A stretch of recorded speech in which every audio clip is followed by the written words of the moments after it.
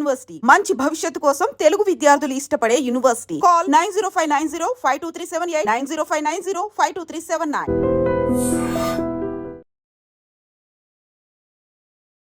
నమస్కారం, welcome to I dream. ధర్మ మార్గం విత్ విజిత కార్యక్రమానికి స్వాగతం.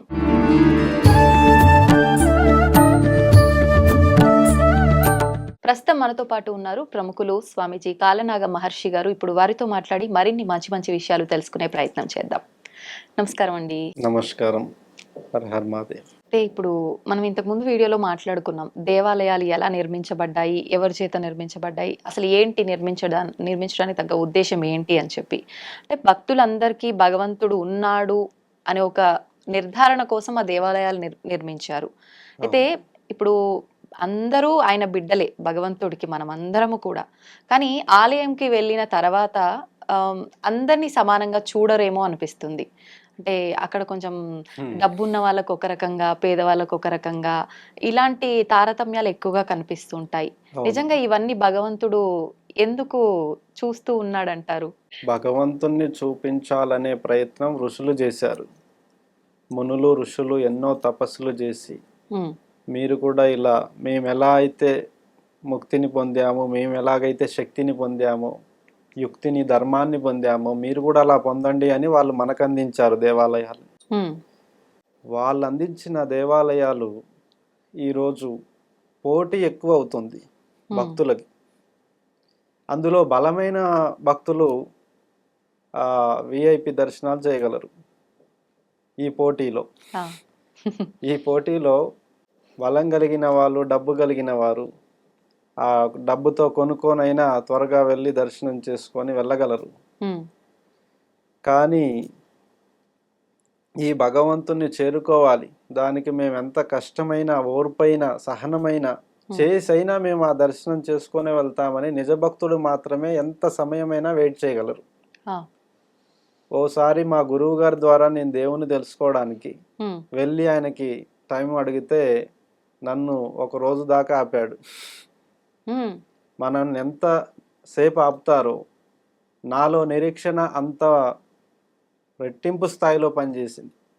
తెలుసుకోవాలి, ఇంకా ఎందుకు లేట్ అవుతుంది, ఇంకా ఏదో ఉంది, తెలుసుకోవాలని ఇంకా పెరిగింది తపము ఎంత పెరుగుతుందో అంత త్వరగా సిద్ధిస్తుంది దేవుణ్ణి ఒక్క దర్శనంతో. ఎలా వెళ్ళేసి అలా వస్తే ఎవరి గురించి తెలియదు, దేవుడే కాదు సీఎం దగ్గరికైనా ఇలా వెళ్ళేసి అలా వస్తే ఆయన ఏం చెప్తున్నాడో మనకు కూడా తెలియదు. మనం ఎప్పుడైతే ఆ దర్శనంలో ఆ భగవంతునితో భాగస్వామ్యం పొందడానికి ఎంతగా నిరీక్షించి ఉంటామో అంత తపశ్శక్తి మనలో పెరిగి అక్కడ చుట్టుపక్కల ఎక్కడి నుంచైనా అది మనల్ని ఆవహించడానికి ఆ భగవంతుడు రూపం వేసుకొని వచ్చేస్తాడు. అలా వెయిట్ చేసిన దాంట్లోనే నిజమైన భక్తులు ఉన్నారు. వెయిట్ చేసిన చోటనే, ఆ నిరీక్షణతో నిలబడిన చోటున ఉన్న వాళ్ళు సాధించినదే నిజమైన భక్తి అని నేను అంటాను. మేము ఒక్కసారి దర్శనం చేయడం కోసం హిమాలయాల చుట్టూ నేనే దాదాపు 100 సార్లు పైన తిరుగుంటాను. ఈ టైం కాదు, నెక్స్ట్ టైం కనబడతాడు అని మళ్ళీ పోయి తపస్సు చేసేది, కానీ చూడడం కోసమే.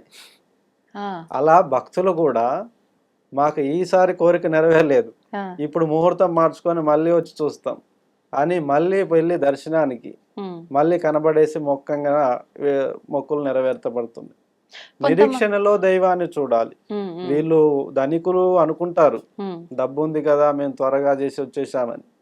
అలా కాదు, సాధ్యమైనంత వరకు మీరు నిజమైన భక్తులు అయితే గనక నిరీక్షణతో నిలబడి ఈ పోటీ లేకోకుండా తోసిపుచ్చుకొని ముందు కురకడం, అది ఏదో అవస్థలు ఉన్నాయి, ఇంటికాడ పనులున్నాయి, 1,00,000 కారణాలు చెప్పి వీళ్ళు ఉరుకుతుంటారు ముందుకి. అలా వెళ్ళకోకుండా భగవంతుని పరిసరాల్లోనేగా వాళ్ళంత ఉంది, ఎక్కడి నుంచి చూసినా భగవంతుడు చేరుకుంటాడు. అలా ఒక క్షణంలోనే దర్శించుకొని ఇలా వెళ్ళిపోవడమే గొప్పతనం కాదు. భక్తి యొక్క మూలమంతా కూడా మనది అనుకోవడంలోనే తృప్తి కలుగుతుంది.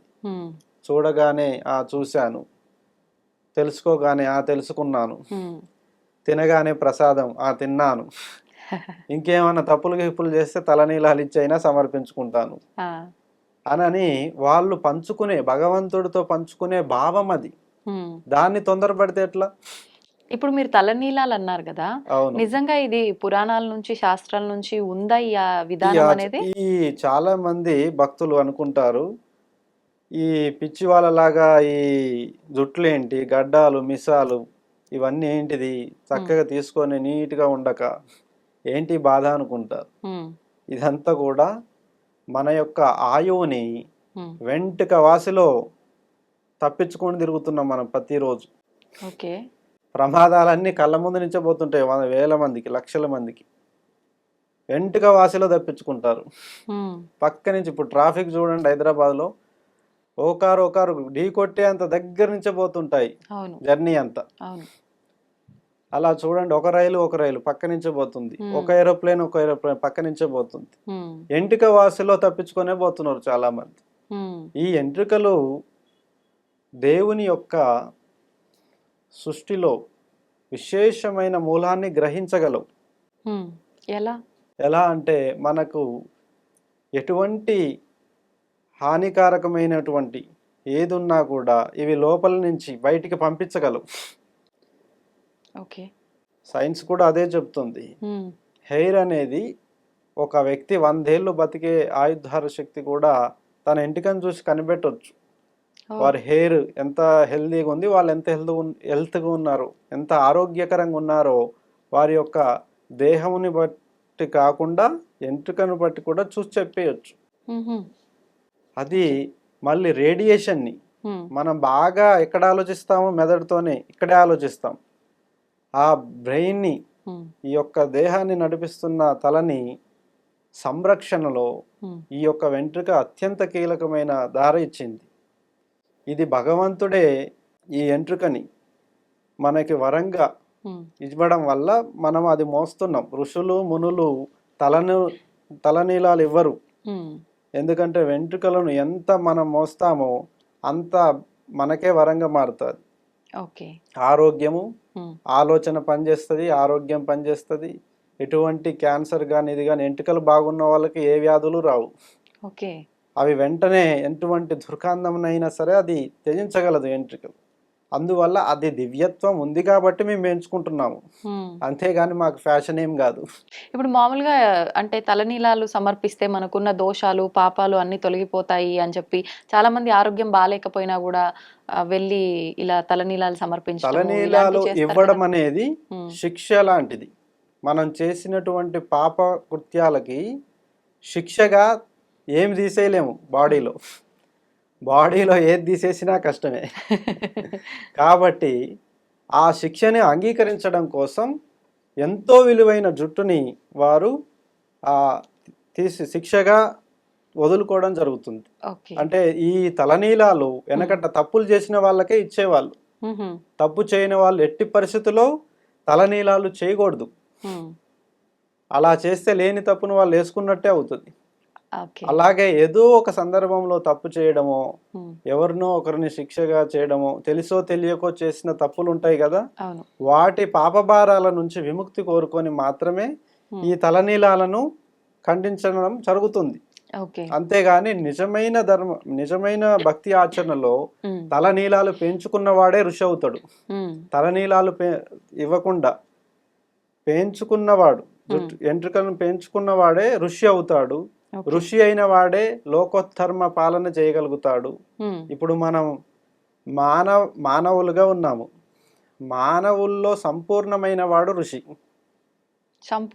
సంపూర్ణ మానవతా జన్మను గ్రహించిన వాడు ఋషి. అంటే చిన్న, మధ్య వయసు, ముసలివారు, ఇలా మానవ జన్మ సంపూర్ణ గతిని తెలిసిన వాళ్ళు ఋషిగా పిలువబడతారు. అంటే వారికి మానవత జీవితంలోని ఆ మొదలు క్షణం నుండి చివరి క్షణం వరకు అన్ని విలువలను తెలుసుకొని పాటించి నడిపే వాళ్ళని మాత్రమే ఋషులు అని పిలుస్తారు. ఇప్పుడు అంతగా తెలుసుకునే వాళ్ళు ఏం లేరు. అంటే అది వయసుతో సంబంధమా, అనుభవంతో సంబంధమా? అది గ్రహించుటలో సంబంధం. గ్రహించుటలో ఇప్పుడు మీరు నా పట్ల రెస్పాండ్ అవుతున్నారు, నేను మీ పట్ల రెస్పాండ్ అవుతున్నా. ఇది నిజమైన మానవాళి యొక్క అనుబంధ చర్య. ఈ అనుబంధ చర్యలో అనేక విషయాలను గ్రహించిన వాడు, మేలు చేయగలిగిన వాడు ఇలా ఋషి ఆచరణలో ఇలా నడపబడుతుంది. ఇప్పుడు బంధాలు అనుబంధాలు అన్నారు. ఇప్పుడు భూమిపైకి వచ్చిన తర్వాత తల్లి కడుపులోంచి ఒక శిశువు జన్మించిన తర్వాత పెరుగుతూ పెరుగుతూ ఒక వయస్సు వచ్చిన తర్వాత మళ్ళీ వాళ్ళకంటూ వివాహం అని చెప్పి ఒక కుటుంబము, పిల్లలు అదంతా కూడా ఏర్పడుతుంది వ్యవస్థ. కొంతమంది ఆ వ్యవస్థని కరెక్ట్గా ముందుకు తీసుకెళ్ళగలుగుతారు. కొంతమంది మాత్రం ఎందుకు చేసుకున్నాను ఇవన్నీ, నేను అంటే తట్టుకోలేకపోతున్నాను అని చెప్పి ఒక వైరాగ్యం తోటి వదిలేసి వెళ్ళిపోయే వాళ్ళు ఉంటారు. నిజంగా అంటే ఆ పర్పస్ వాళ్ళు నిర్వర్తించకుండా, బంధాలను నిర్వర్తించకుండా అలా వెళ్ళిపోవడం అనేది కరెక్టే అంటారా? మీరు చాలా గౌరవంగా చెప్తున్నారు వారి గురించి. తల్లిదండ్రుల దగ్గర పెరిగి అన్ని తెలుసుకొని ఉన్నవాడికైతే ప్రతి బంధాన్ని పోగొట్టుకోడు. కరెక్ట్. ఈ ప్రతి బంధాన్ని పోగొట్టుకుంటున్న వారి సంఖ్య ఇప్పుడు ఎక్కువ ఉంది.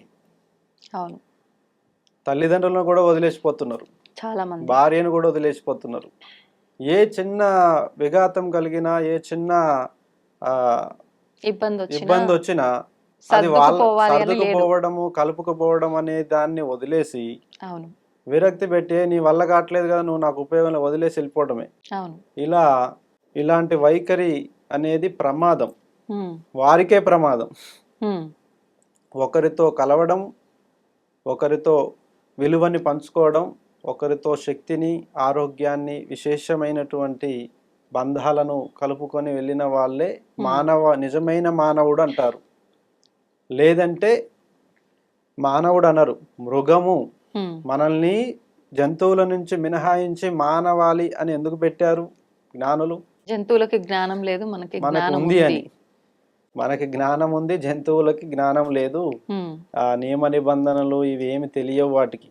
మేలు జరుగుతుందో అది కూడా తెలియదు. తినడం, పడుకోవడము, కనడం, అంతే వాటికి తెలిసింది. మానవాళి జంతువులను దాటి ఒక మనిషిగా పరివర్తించినప్పుడు ఒక మనిషి అనేటువంటి క్రమం మొదలైంది. వీళ్ళు జంతువుల్లా, మృగాల్లా మారిన వాళ్ళు బంధాలను వదిలేసుకుంటున్నారు. నా ఆకలే గొప్పది, నా కోరికలే మూలం, నాకు లేకపోతే అవసరం లేదు, తల్లిని, తండ్రిని, భార్యని అందరిని వదిలేసి వెళ్ళిపోతున్నారు. అది విరక్తి అనేది ప్రతి ఒక్కరికి కలుగుతుంది. చాలా సందర్భాల్లో మాకు కూడా కలిగింది. మేమందరం దాని నుంచి బయటపడతాం. ఎలా బయటపడ్డాము? ఒక చోట అర్థం కాని విశేషం ఇంకో చోట అర్థం అవుతుంది. తెలుసుకోవడానికి వెళ్ళాలి, కానీ తిరిగి రావాలి. తెలుసుకోవడానికి వెళ్ళిన వాళ్ళు తిరిగి రావాలి, తిరిగి ఆ బంధాన్ని కలుపుకోవాలి. తెలుసో తెలియకో విడిపోతారు ఎవరైనా. పని కుదరనప్పుడు, కలవనప్పుడు విడిపోతారు. కానీ తిరిగి తెలుసుకొని కలిసిన వాళ్ళు నిజమైన మానవాళ్ళని నేను అంటాను. అందరిని తెంచుకుంటూ పోతే అతను ఏం కోరుకుంటున్నట్టు తనకే అర్థం కాదు. అవును. ఇప్పుడు భార్యాభర్తల విషయానికి వస్తే ఒకరిపై ఒకరికి అంటే గౌరవం లేకపోవడము, ఆ వాల్యూ ఇవ్వకపోవడము, ఆ ప్రేమాభిమానాలు చూపించుకోకపోవడము, ఇలాంటివే ఎక్కువగా చూస్తున్నాం. కానీ గతంలో తీసుకుంటే మన పెద్దవాళ్ళ విషయం నుంచి కనుక తీసుకుంటే అసలు ఇలాంటివి ఎక్కడ కూడా చోటు చేసుకున్నట్టుగా కనిపించలేదు. ఇప్పుడు విడాకుల సమస్య కూడా చాలా ఎక్కువైపోయింది. కానీ అసలు ఇంతకుముందు విడాకులు అనేదే లేదు. వాళ్ళు మరణించే వరకు కూడా భార్యాభర్తలు ఇద్దరు ఎంత వయస్సు వచ్చినా కూడా కలిసి ఉండి దంపతులుగా ఉన్న వాళ్ళనే చూసాం. నిజంగా అసలు మన పురాణాల్లో, శాస్త్రాల్లో దీనికి సంబంధించి ఏం చెప్పబడి ఉంది అసలు భార్యాభర్తల అన్యోన్యత గురించి? భార్యాభర్తల అన్యోన్యతకు ఆది దంపతులను, మన పూర్వీకుల నుంచి ఆది దంపతులనే మనం ఫాలో అవుతాం. శివుడు, పార్వతి ఎన్నటికీ వేరు కాలేదు. వాళ్ళిద్దరికి ఎన్నో విషయాలలో తేడాలు ఉన్నా కూడా ఆ అన్నిటిలోనూ తిరిగి కలిసేటువంటి గుణం నిజమైన భార్యాభర్తలకు ఉంటుంది. భార్య తన్ని సరిగ్గా చూసుకోవట్లేదని భర్తని నిందించడం, భర్త సరిగ్గా చూసుకోవట్లేదు అని భార్య చెప్పడం, భార్య సరిగ్గా చూసుకోవట్లేదని భర్త చెప్పడం, అది నిందించుకోవడం లాంటివి. నిందను మీరే వేసుకుంటే చూసే జనాలు ఏమనుకుంటారు? ఎవరికని సపోర్ట్ చేస్తారు. ఆ శివుడు, పార్వతి ఎలాగైతే కలిసి ఉన్నారో మీరు కూడా శివపార్వతుల్లాగా నిండు నూరేళ్ళు చల్లగా బతకండి అని అంటారు. ఉమ్, కోపతాపాలను జయించేటువంటి మానవ దృక్పథం ఉంది కదా. ఆ, ఫస్ట్ మనం ఒక మనిషి అనుకుంటే కనుక ఉమ్, ఒక తోడు అవసరం. అవును. ఓ తోడు అవసరం లేకుండా ఈ జన్మ ప్రయాణం ఉమ్, చాలా కష్టమైనది, క్లిష్టమైనది కూడా. ఉమ్, జీవితాంతం ఈ తోడుని నేను నాలో కలుపుకోవాలి, నాలో ధరించాలి. ఆ, ఇప్పుడు మనం ఒక వస్త్రాన్ని రోజు వాష్ చేసి శుభ్రంగా ఉంచుకుంటేనేగా అది 10 కాలాలు మన దగ్గర ఉంటుంది. అవును. ఎలా పడితే అలా వాడితే వస్త్రం చినిగిపోతుంది. ఇలా ఇది కూడా ఒక భార్య అయినా భర్త అయినా సరే ఉమ్, జీవితాంతం నా ప్రాణానికి పక్కనే ఉండాలి తోడుగా అనుకునే వాళ్ళ కోసం మనం తల వంచినా తప్పులేదు, ఓ మాట పడినా తప్పులేదు. వారినో వాళ్ళైనా మేల్కొనేదాకా ఆగాలి, లేదా మనం మేల్కొనేదాకా వాళ్ళైనా ఆగాలి. ఉమ్, కొంత సమయం ఇవ్వాలి. అవును. వీరు తొందరపడిన వాళ్ళ వల్లే ఈ విడాకులు, విడిపోవడాలు, ఉమ్, ఈ తొందరపడే వాళ్ళతో వస్తున్న అనర్థాలే కానీ అప్పటి కాలం వాళ్ళు పెద్ద వయస్కులు ఎందుకు విడిపోలేదంటే వాళ్ళు తొందరపడే వ్యక్తిత్వం లేదు. అవును. ఇప్పుడు వాళ్ళు ఈ పరికరాలు, ఈ ఫాస్ట్ లైఫ్ని వీటిని పడి తొందరపడడం బాగా అలవాటు చేసుకున్నారు. అప్పటి వాళ్ళు ఉమ్, ఇలాంటి గొడవలు చాలా జరిగినాయి. భర్త మీద భార్య అనుమానించడం ఇవన్నీ అప్పుడు కూడా ఉన్నాయి. ఉన్నాయా? ఉన్నాయి. ఓకే. కానీ వాళ్ళు తొందరపడేవారు కాదు. ఆ, కొంత సమయం ఇచ్చి ఉమ్, నువ్వు దానికి సరిపడా విశేషాన్ని నువ్వు గ్రహించుకొని వచ్చి నాకు సమాధానం చెప్పు ఉమ్, అని కొంత సమయం ఇచ్చి మరి వాళ్ళు ఆ నిజాన్ని తెలుసుకోవడానికే ప్రయత్నించే వాళ్ళు. కానీ ఓకే. తొందర పెట్టి చెయ్యి అంటే ఇప్పటికిప్పుడు ఎవరు చేస్తారు? ఏం చెప్తారు, ఏం చేస్తారు? ఉమ్, ఈ తొందరపడే వాళ్ళే విడిపోతున్నారు. ఈ తొందరగా పాటుతో నిందించేస్తున్నారు, డైరెక్ట్గా ఒక మాట అనేస్తున్నారు. ఉమ్, అవన్నీ వట్టివి. జీవితాంతం ప్రయాణం ఎక్కడ, ఉమ్, ఒక కార్యం కోసం కొట్టుకోవడం ఎక్కడ? కరెక్ట్. నువ్వు చేసుకునే ముందే అది ఎంచుకోవాలి. ఉమ్, నాకు సరైన వ్యక్తి ఇతనే అని ఎంచుకునే ముందే ఉండాలి ఇదంతా. అవును. ఎంచుకోనంగా నిందించడం, నిందలు పాలు చేయడం, ఉమ్, అలా తిట్టడము, ఒక శత్రువు లాంటి భావన చేసి భార్యాభర్తలను అలా జరుగుతుండడం అనేది ఉమ్, అది కరెక్ట్గా విధానం లేదు. ఓకే. ఖచ్చితంగా జీవితాంతం తోడుండే వ్యక్తి కోసం మనమైనా తగ్గాలి, వారైనా తగ్గాలి. లేదా ఈ యొక్క గౌరవము కానీ, నమ్మకం కానీ, ఉమ్, మెయిన్ ఇది ఒక అంశం నేను చెప్పలేదు. మెయిన్ నమ్మకం పోయేటువంటి మాటలు అంటుంటారు. ఆ, నేను నిన్ను నమ్మను, నువ్వు దొంగవి, లేదా నువ్వు మంచివాడివి కాదు, నువ్వు నాకు అబద్ధాలు చెప్పావు, ఉమ్, నువ్వు అది చేసావు, ఇది చేసావు అంటుంటారు. అవును. నమ్మకాన్ని కోల్పోయినప్పుడే ఉమ్, వారి యొక్క అర్హత పోతుంది. ఉమ్, ఇది కనిపెట్టుకోవాలి వాళ్ళు. నమ్మకాన్ని పోగొట్టుకోకూడదు, ఉమ్, గౌరవాన్ని పోగొట్టుకోవద్దు, ఇతరుల ముందు హేళన చేయకూడదు, ఆ, తక్కువగా చూడకూడదు. ఎందుకంటే నీ ప్రాణానికి ప్రాణం తోడనుకున్న అమ్మాయిని, జీవితాంతం తోడనుకున్న అమ్మాయిని అవును. ఇతరుల ముందు హేళన చేస్తే అది ఎంత విరుద్ధంగా ఉంటుంది. ఆ, మనమే 100 మార్క్స్ ఇచ్చి ఉమ్, మనమే వెధవా అన్నట్టు ఉంటుంది.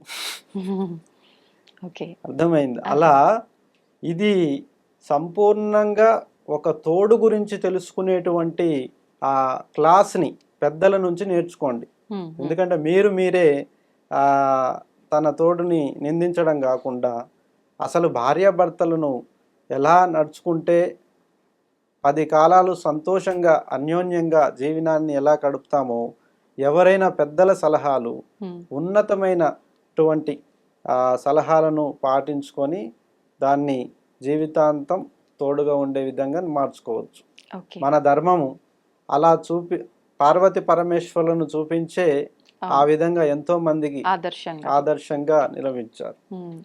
ఇంట్లోనే స్త్రీకి విలువ లేదేమో అనే ఒక భావన చాలా మంది ఆడవారిలో ఉంది అని అనిపిస్తోంది ప్రస్తుత రోజుల్లో. నిజంగా మన ధర్మం ప్రకారం స్త్రీ ప్రాముఖ్యత ఏంటి? ఎటువంటి స్థానం ఉంది స్త్రీకి? మన ధర్మం ప్రకారంగా సంపూర్ణ జీవితాన్ని గతించి చూయించేది శ్రీమూర్తిగా మనం పూర్వీకులు కొలిచారు. అందుకే ఇంట్లో బాధ్యతలు, బంధాలు, నిర్ణయాలు అన్నీ కూడాను స్త్రీకే ఇచ్చేవాళ్ళు. అర్హత. ఇంటికి దీపం ఇల్లాలు అని అంటారు. అంటే ఇంటికి దీపం పురుషుడు అని ఎందుకనలేదు, భర్తే అని ఎందుకనట్లేదంటే సంపూర్ణ మానవ జన్మలో కూడా పురుషుల కంటే ఎక్కువ అధికారం స్త్రీకే ఉంది. ఈ మానవులలో ఉమ్, జీవితంలో మొత్తం కూడాను పురుషుల కంటే ఎక్కువ అధికారం స్త్రీకే ఇవ్వబడింది. ఉమ్, ఇంటికి దీపం ఇల్లాలు అని ఎందుకన్నారంటే ఆమె భోజన అర్హతను నిర్ణయించాలి, ఆమె ఆ ఇంటి యొక్క సౌభాగ్యాన్ని కాపాడాలి, ఆమె ఉమ్, ఆ ఇంటి యొక్క ఆనందాన్ని నిర్వహించాలి, ఉమ్, ఆమె ఆ భర్తని సుఖంగా చూసుకోవాలి. భోజనము, వస్త్రము, సేవలు, ఇంత అన్నీ కూడాను ఆమె చేతి నుండే ధనము, ధాన్యము స్వీకరించాలి. ఇలాంటి నియమాలన్నీ పూర్వంలో ఉన్నాయి. అవును. ఇప్పుడు ఇవన్నీ తీసేసుకున్నారు. ఉమ్, మగవాళ్ళు ఎవరు కూడా తన యొక్క బాధ్యతను స్త్రీకి ఇవ్వట్లేదు. ఉమ్, సొంతంగా చేసుకునే వాళ్ళు, దాచిపెట్టే వాళ్ళ వల్ల ఆ, ఇది వచ్చేసింది. సంపూర్ణ బాధ్యత స్త్రీకే ఉంది మొదలు నుంచి. ఉమ్, మగవారి అధికారం ఉమ్, రక్షించడంలో మాత్రమే. ఓకే. ఇవన్నీ ఈమె చేస్తుంటే, ఈ పనులన్నీ స్త్రీ చేస్తుంటే వాటికి కావలిగా ఉంటూ ఉమ్, వాటిని ధర్మాన్న రక్ష మాత్రమే, రక్షను బాధ్యతగా మోసేటువంటి అర్హత రెండు మాత్రమే పురుషులకు ఉంది. పురుషులకు. అలా సంపూర్ణగతి అయితే స్త్రీకే ఇచ్చింది మన ధర్మం. ఆ, ఈ మధ్యలో వచ్చినటువంటి కొన్ని కాలక్రమాల్లో కొన్ని కాలక్రమాల్లో దాడుల వల్ల వాటి వల్ల కొన్ని మారిపోయాయి ఇక్కడ పరిస్థితులన్నీ. ఉమ్, అంతేగాని మొదలు మన ఆచరణలో స్త్రీయే దైవం, ఉమ్, స్త్రీ నుంచే అన్ని యొక్క కార్యక్రమాలను, ఇప్పుడు ఇంటి దర్వాజా కార్యక్రమములు, గుమ్మం ఎత్తడం కానీ, అలాగే యజ్ఞ హోమాలు, వ్రత సంకల్పాలు, ఉమ్, గణపతి పూజలు, ఏ పూజ జరిగినా కూడా అక్కడ ఖచ్చితంగా శ్రీమూర్తితోనే కలశ పూజ చేయించాలనే ధర్మశాస్త్రంలో కూడా స్త్రీకి అరుదైన గౌరవం ఇచ్చారు. ఓకే. స్త్రీని స్త్రీగా గుర్తించిన వాడు బాగుపడతాడు. ఉమ్, స్త్రీని గుర్తించలేని పురుషుడు రాక్షసుడు లాంటి వాడే అంటారు. అంటే పెద్దవాళ్ళు అంటూ ఉంటారు కదా, స్త్రీని ఏడిపించిన వాళ్ళు, స్త్రీని తక్కువ చేసి చూసిన వాళ్ళ కుటుంబం ఎప్పటికీ ఎదగదు అని చెప్పి. ఇది నిజమే అంటారా? అది నిజమే. స్త్రీతో పెట్టుకున్నవాడు నామరూపాలు లేకుండా వేరు. ఉమ్, స్త్రీ అనేది సకల దేవతలకి రూపం. సకల దేవతలను రూపంగా శ్రీమూర్తి ద్వారానే కంకణములు కట్టిస్తారు, పూజలన్నిట్లో ముందు వరుసగా ఉంచుతారు. అవును. ఇది స్త్రీల జోలికి వెళ్ళి శాపాలు పడిన వాళ్ళు, ఉమ్, అలాగే కొట్టుకుపోయిన రాజ్యాలు, అలాగే పోయిన వాళ్ళు చాలామంది ఉన్నారు. అంటే స్త్రీ శాపం అంటారు, అది నిజంగా ఉందా? పురుషుని దానికంటే స్త్రీ శాపమే పెద్దది. ఉమ్, పురుషునిది ఏముందమ్మా, వాళ్ళు పూర్తిగా రక్షణ చేయడం బాధ్యత. ఉమ్, పనుల నుంచి, కర్మల నుంచి పురుషులు ఉంటారు ఉమ్, అధికంగా. కానీ వాటన్నిటినీ సంతోషంగా ఇంటిని, వాళ్ళని అందరినీ కాపాడుకునేది స్త్రీయే. స్త్రీ పడే ఆరాటం ఏది బయటికి కనబడదు. ఆ, పురుషుడు బయటే ఉంటాడు కాబట్టి పురుషుడు ఏడ గాలికి తిరిగి వచ్చినా పెద్ద పని చేసుకొని వచ్చినట్టే కనిపిస్తారు. కానీ స్త్రీ పడే ప్రయత్నము కనబడక బయట వాళ్ళకి, పురుషులు బయట తిరుగుతున్న పురుషులదే ఆధిక్యత ఎక్కువ అని చెప్పుకుంటారు. కానీ ఇప్పటికీ అన్ని ఇండ్లల్లో కూడా స్త్రీదే ఆధిక్యత ఉంది. ఉమ్, స్త్రీకే ఆధిక్యత ఉంది. ఎక్కడ కూడా స్త్రీకి గౌరవం తగ్గట్లేదు, పెరుగుతుంది. ఇంకా రానున్న కాలంలో కూడా స్త్రీలదే ఆధిక్యత ఎక్కువగా ఉంటుంది. ఉమ్. అయితే పెద్దవాళ్ళు చెప్తూ ఉంటారు, అసత్యాలు మాట్లాడకూడదు, ఎప్పుడు సత్యమే మాట్లాడాలి అని. అంటే అసత్యం అంటే అబద్ధాలు ఆడకూడదు, ఎప్పుడు మనం నిజంగా నిజాయితీగా మాట్లాడాలి, నిజాయితీగా ఉండాలి అని. అవును. కానీ ఒక వివాహ విషయానికి వస్తే మాత్రం 100 అబద్ధాలైనా ఆడైనా సరే ఒక పెళ్లి చెయ్యాలి అని. ఎందుకని ఈ విధానాన్ని ఎలా అనుకోవాలి, మనం ఎలా తీసుకోవాలంటారు? వాస్తవానికి వివాహం అనేది పెద్దలు చేసే పెళ్లి కాదు. ఉమ్, వాస్తవానికి అలాగంటే సీతారామచంద్రులు మనకి ఎంతో ఉమ్, ఆదర్శమైనటువంటి దంపతులు. అవును. శ్రీరామమూర్తి కానీ సీతాదేవి కానీ. ఆ, అమ్మాయి తరపున మాత్రమే తండ్రికి అర్హత ఉంటుంది, ఉమ్, అబ్బాయి తరపున తండ్రికి అర్హత ఉండదు. ఆ, శ్రీరాముడు విద్య నేర్చుకోవడానికి తన గురువు విశ్వామిత్రుని వెంట వెళ్ళడంతో ఉమ్, ఆ దారిలోనే అక్కడ వివాహ పరిచయం జరుగుతుంది. ఉమ్, స్వయంవరం పెట్టారు. ఉమ్, అంటే వివాహ అర్హత ఎవరు వెతుక్కోవాలి? ఉమ్. వాళ్ళే చూస్ చేసుకోవాలి. అమ్మాయే వెతుక్కోవాలి. ఉమ్, ఉమ్, అమ్మాయే తన తోడుని వెతుక్కోవాలి. ఉమ్, అలా స్వయంవరంలో తన తండ్రి ఎదుటగా, ఉమ్. ఎందుకంటే తండ్రి నుంచి విడిపోతుంది కాబట్టి తండ్రి అమ్మాయి ఆ, తండ్రి సమక్షంలో స్వయంవరం ఏర్పాటు చేస్తారు. ఉమ్, అలాగే అక్కడికి వెళ్ళినటువంటి శ్రీరామచంద్రుడు ఉమ్, అక్కడికి వెళ్ళి పాల్గొని ఆమెను మెప్పించడం జరిగింది. ఆ, ఇక్కడ వరుడు స్వయంగా మెప్పించగలిగే వరకే, ఆ, కానీ పూర్తి నిర్ణయం అమ్మాయే ఆమె తీసుకుంది. పైనే. ఆ, అమ్మాయి స్త్రీ ఎంచుకుంటేనే అది వివాహం, ఉమ్, పురుషుడు ఎంచుకుంటే అది వివాహం కాదు. ఓకే. ఆ నియమం దేవతల కాలం నుంచి ఉంది. మరి ఇప్పుడు అలా లేదు ఎందుకని? అప్పుడు స్వయంవరంలో కూడా తాలిబొట్టు కట్టడం ఉండదు. ఉమ్, పూలమాల, ఓకే. వరమాల. విధికి సాక్షాత్కరంగా ఆ యొక్క పూలమాలను, ఉమ్, పుష్పమాలను ఎవరి మెడలైతే వేస్తారో వారే భర్త. ఉమ్. విధి వరించిన వాడు వరుడు. అంటే ఈ మంగళ సూత్రాలు, జీలకర్ర, ఇవన్నీ బెల్లం ఇవన్నీ ఇవన్నీ లేవా? చెప్తాను. ఆ. అవి కూడా శాస్త్ర ప్రమాణం ఉన్నవే. ఉమ్, ఎప్పుడైతే స్త్రీ విధి ద్వారా వరిస్తుందో, అంటే పూలమాల ద్వారా వరిస్తుందో వాళ్ళే నిజమైన భర్త తనకి ఓకే. అనే శాస్త్ర నియమం. అంటే విధి కలిపింది, విధి విడగొట్టదు. ఆహా. విధే కలిపింది కాబట్టి విధి విడగొట్టదు అనే భావంతో ఉమ్, మొదలుగా ఈ స్వయంవరాలే జరిగాయి. ఉమ్, స్వయంవరాలే జరిగి వాళ్ళు ఎంతో చక్కగా వాళ్ళు ఇష్టపడ్డ వాళ్ళని వాళ్ళే చూజ్ చేసుకొని, పరీక్ష పెట్టైనా చూజ్ చేసుకొని అయినా వాళ్ళు ఆనందంగా గడిపారు. ఉమ్, ఇష్టపడి తెచ్చుకున్న దాన్ని పోగొట్టుకోము ఎప్పుడు. ఆ, ఇప్పుడు ఇష్టం లేకుండా తెచ్చుకున్నవి వెళ్ళిపోతున్నాయి, అవును. మధ్యలోనే వెళ్ళిపోతున్నాయి అవి. ఇలా 10 మంది దూరి చేసే పెళ్ళిని పెళ్ళే కాదంట నేను. ఆహా. 10 మంది చూసి దూరి వాళ్ళ ఒక ఇద్దరి నిర్ణయంలో 10 మంది దూరి ఇష్టం వచ్చినట్టుగా వాళ్ళు కలిపేస్తే తర్వాత జరుగుతున్న గొడవలన్నీ ఇలాగే ఉంటాయి. అవును, అప్పుడు వాళ్ళు బాధ్యులు అవుతారు దానికి. వాళ్ళే ఆ విడిపోవడానికి. 10 మందే బాధ్యులు అవుతారు. అవును. ఇక్కడ గురువు తీసుకెళ్తున్నారు, ఉమ్, కానీ ఎంచుకునే అంశం మాత్రం వాళ్ళిద్దరికే వాళ్ళిద్దరికీ. ఇవ్వాలి. కరెక్ట్. అయితే స్వయంవరంలో పూలమాల విధి వరించిన వరుణ్ణి ఆమె తీసుకుంటారు. ఉమ్, తదుపరి విధి అనేది ఉమ్, ఒక గుర్తుగా, ఆ అబ్బాయి గుర్తుగా ఏదైనా విలువైన వాటిని ఆ అమ్మాయికి ఇవ్వాలి. ఆ, అప్పుడు తాళి వచ్చింది. ఆహాహా. అమ్మాయి ఇచ్చేది పుష్పమాల. స్వయంవరంలో ఇరువురు చేసుకున్నారు. అయితే ఆమె నా భార్య అనే అర్హత పొందడం కోసం ఈ అబ్బాయే తన కష్టార్జితంలో ఉన్నటువంటి ఏదో ఒక విలువైన ఆభరణాన్ని కానీ అది కానీ తనకు వేయడం జరిగింది. ఉమ్, ఆ ఆభరణాన్ని వేయాలంటే తాడు కావాలి కదా. అవును. అవును కదా. అలా విలువైనటువంటి ఒక బంగారు ముక్కకి దేవతను ముద్ర పెట్టి ఉమ్, వాళ్ళకి ఏదైతే వాళ్ళ కులాచారము, వాళ్ళ వంశాచారం ఉంటాయో ఉమ్, ఆ ఆచారంలో ముద్రని బంగారం పైన ముద్రించి దాన్ని 3 ముళ్ళు వేశారు. ఆ, ఎందుకంటే 2 ముళ్ళు వేస్తే విడిపోతుంది. ఒక 3 వేసినా విడిపోద్ది, 2 ముళ్ళు వేసినా విడిపోద్ది. 3 ముళ్ళు వేస్తేనే అది విడిపోకుండా బలంగా ఉంటుంది.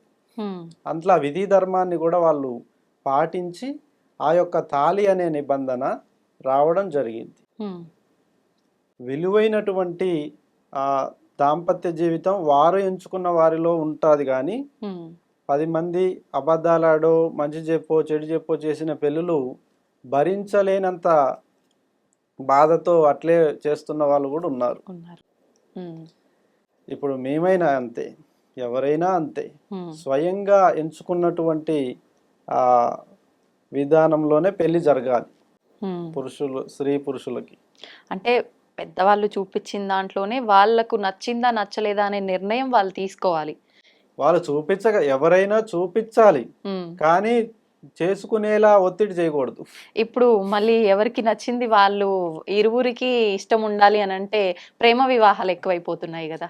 ప్రేమ అంటే అది నాకు ప్రేమ ఉంది అని అతను వెంట పడతాడు అమ్మాయి వెంట, కానీ ఆ అమ్మాయికి కనిపించాలి కదా. తను చెప్తే సరిపోదు. ప్రేమ అనేది అందరూ చూపించగలరు. అమ్మ నాన్న చూపించగలరు, స్నేహితులు చూపించగలరు, మన అభిమానులు చూపించగలరు. ఉమ్, ప్రేమని ప్రతి ఒక్కరు చూపించగలరు. దాన్ని చెప్పి పెళ్లి చేయకూడదు. ఉమ్, ప్రేమని చెప్పి పెళ్లి చేయకూడదు ఎప్పుడు.